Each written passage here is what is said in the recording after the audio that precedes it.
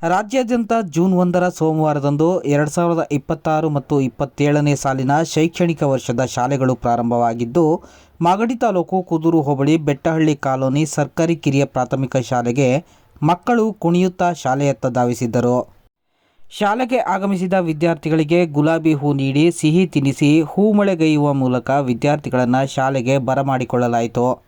ಶಾಲಾ ಪ್ರಾರಂಭೋತ್ಸವದ ಪ್ರಯುಕ್ತ ಶಾಲಾ ಆವರಣವನ್ನು ಬಲೂನುಗಳಿಂದ ವಿಶೇಷವಾಗಿ ಸಿಂಗರಿಸಿ ಹೂವಿನ ಹಾದಿಯಲ್ಲಿ ಮಕ್ಕಳನ್ನು ಪೋಷಕರು ಚಪ್ಪಾಳೆ ತಟ್ಟುವ ಮೂಲಕ ಸ್ವಾಗತಿಸಿದರು.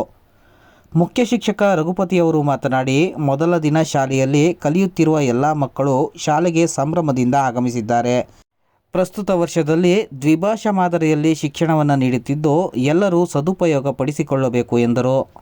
ಇನ್ನು ಶಾಲೆಗೆ ಆಗಮಿಸಿದ ಮಕ್ಕಳಿಗೆ ಮೊದಲ ದಿನವೇ ಪ್ರಸ್ತುತ ವರ್ಷದಿಂದ ನೂತನವಾಗಿ ಜಾರಿಯಾಗಿರುವ ದ್ವಿಭಾಷಾ ಪಠ್ಯಕ್ರಮದ ಪುಸ್ತಕಗಳನ್ನು ವಿತರಿಸಲಾಯಿತು. ಶಾಲಾ ಪ್ರಾರಂಭೋತ್ಸವದ ಪ್ರಯುಕ್ತ ಮಕ್ಕಳಿಗೆ ಆರಂಭದಲ್ಲೇ ಸಿಹಿ ತಿನ್ನಿಸಿ ಶಾಲೆಗೆ ಬರಮಾಡಿಕೊಳ್ಳಲಾಯಿತು. ಮಧ್ಯಾಹ್ನ ಪಾಯಸ, ಚಿತ್ರಾನ್ನ, ಬೂಂದಿ ಊಟವನ್ನು ತಯಾರಿಸಿ ವಿತರಿಸಲಾಯಿತು. ಇದೇ ವೇಳೆ ಎಸ್ಡಿಎಂಸಿ ಅಧ್ಯಕ್ಷರಾದ ಶಶಿಕುಮಾರ್, ಉಪಾಧ್ಯಕ್ಷೆ ಚೈತ್ರ, ನಿಕಟಪೂರ್ವ ಅಧ್ಯಕ್ಷರಾದ ಪಾತರಾಜು, ಚಿಕ್ಕತಾಯಮ್ಮ, ಸಾಕಮ್ಮ, ಪದ್ಮಾವತಿ, ಅನಸೂಯ, ಸೌಮ್ಯ, ಜಯಶೀಲ, ಪೂಜಮ್ಮ ಹಾಗೂ ಮತ್ತಿತರ ಗ್ರಾಮಸ್ಥರು ಹಾಜರಿದ್ದರು.